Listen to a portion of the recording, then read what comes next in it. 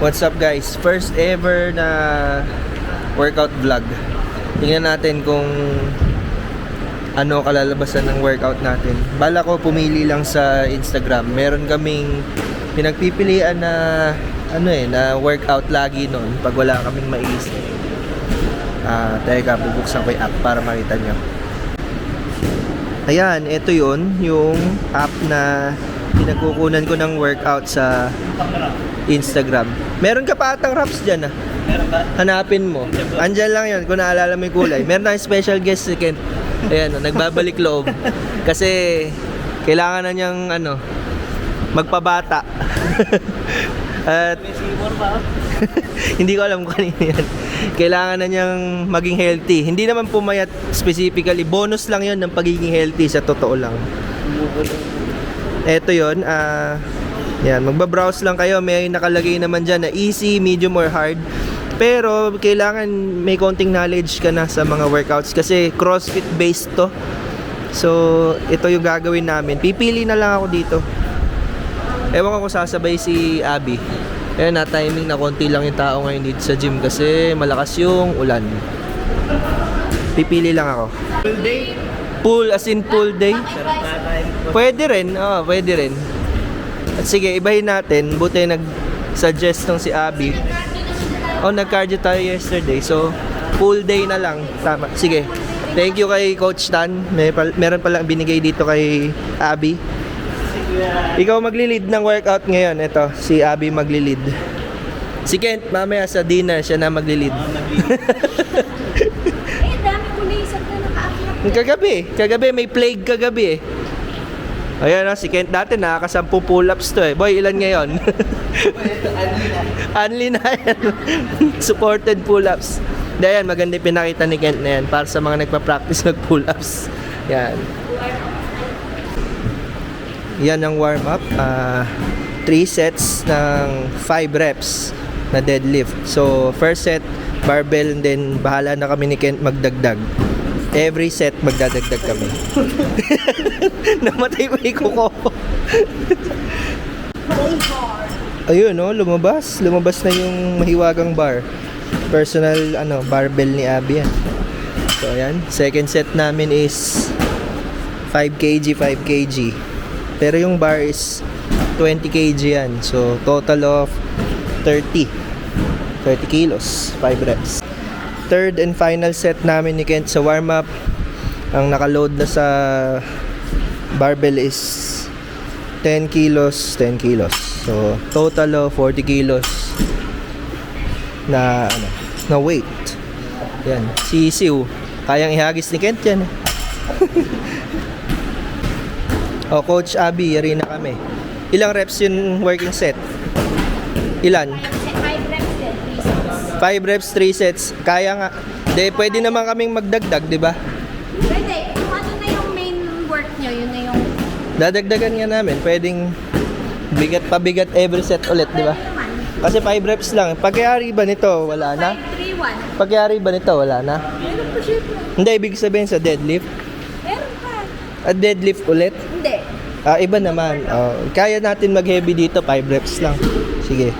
Ikarga na lang natin 20-20 muna, Yan, pinalipat na natin si Abby dito sa platform. Nagtsatsaga siya dito. Pwede naman siya dun. So, ayan, main working set 20 kilos both sides plus 60 kg na to. 5 reps. Pero kaya namin magdagdag niyan kahit bigatan.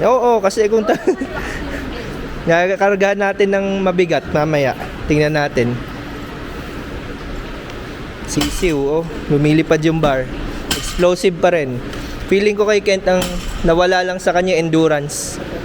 Pero yung strength nandyan pa rin yan. Second day ni Kent ulit ngayon Yan, last set. Papakita ni Mac mamaya yung muscle up niya. Iniinggit ako Bine-breakdown niya yung 10 reps. Pucha, ako lang, isa lang dati masaya na ako. Ngayon, ewan ko kung kaya ko pa. Mamaya attempt natin. Do it for the for the vine, sabi nga. Tapos nalaglag ako. Testingin ko mamaya. Game na. Ayan. Muscle up. Tingnan natin. Nagpapayat kasi to si Mac. Ay, sisiw. Kaya ng 10 reps yun. Kaya, oh. Ang dumibigay lang talaga yung grip. Siguro. Kamay, oo. Nagsasalita pa habang yung kamay, sir, sabi niya. Nakakabusi ko. Hindi pa masyado nagkikip nung lagay na yon. Oo. Lakas. Mag-uubad na naman yan. Parang nga Lakas. Yeah, isa yan sa coach natin dito, si Coach Mac. Okay, tapos na kami ng deadlift workout. Next naman is lat pull down daw. Last na rin ni Abby. Ayan. Karga naman niya is 15 kilos yung bar. Then 10 kilos, 10 kilos. So 35 kilos deadlift. Yan, 5 reps lang din siya. Thank you kay Kuya Tan, kay Coach Tan sa workout. Next naman daw is ito, 10 to 15 reps.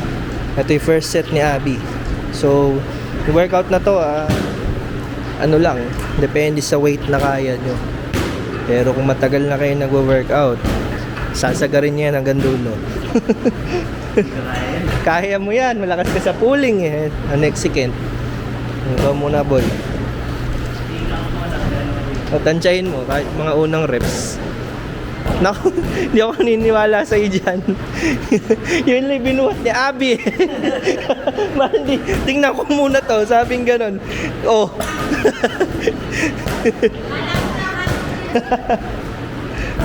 Ayan, feeling ko yan. Kasarapan na sa ano mo yan, sa bigat. Oo. Oh, sisiw, walang yanig. 10 to 15 reps. Sayang, hindi ako nabibidyohan. O sige. Mga 1,000 reps. Ayan, dahil inggitero siya, gusto niyang magpa-video din. Ayan. Hina naman. Sagad na ba yan? Nakakaantok. Ganon. Aha. Galing, hindi nagano. Kahit nanginginig yung kamay ko, hindi nanginginig yung video. Second set. Ayan. Mabilis nga itong workout pag may kapalitan. Isipin mo 3 kami. Kaya yun na talaga yung rest period namin. Ito nga pala si Kuya Jigs. Ayun o. Sa pinakamalakas. Ayan. Pards days pa sa Paco Roman. Nakikita ko na siya. Di ba, Ken? Ganyan na talaga si Kuya Jigs. Never pumangit yung katawan. Isa siyang mutant. Super Saiyan. Ayan, nagliligpit na si Coach Johnny Boy. Ayan. Isang malupit na Muay Thai fighter. Basta nakakondisyon. Wag lang walang cardio, dyan. Basta may cardio, okay yung laban. Lagi nauubos. Nauubos ata. Sobrang memorable nung huling laban niya na pinanood namin nun. Oo, ang saya. Ayoko na ikwento. Hindi, kasi dapat kanya ipanalo na yon. Hanggang ngayon, naka-upload yun eh. Yung video. Naalala mo yung ginawa ni Master? Tinag pa yung kalaban mo. Oo. Tinag siya tapos blinak siya kasi sabi di ba ni slow-mo ko yung laban nyo?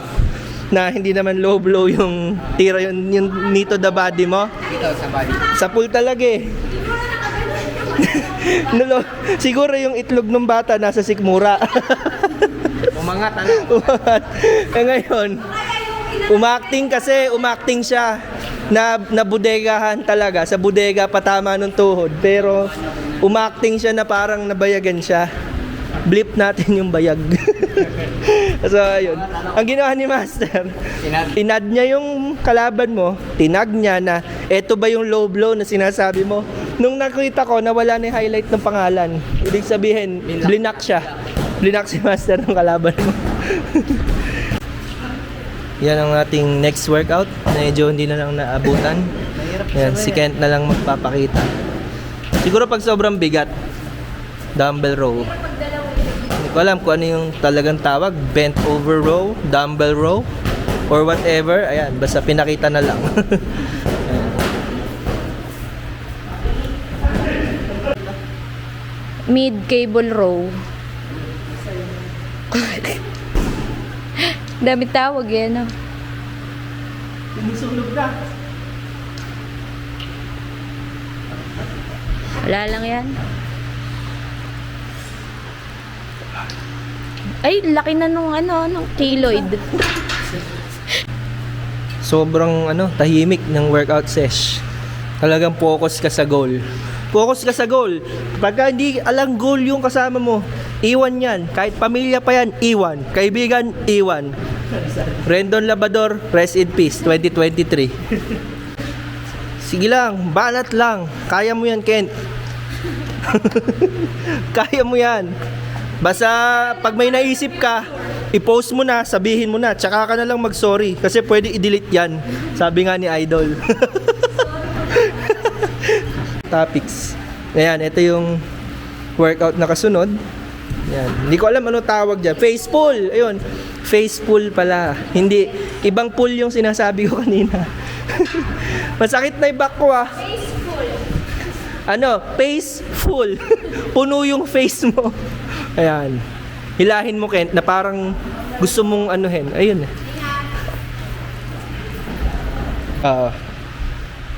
Yan.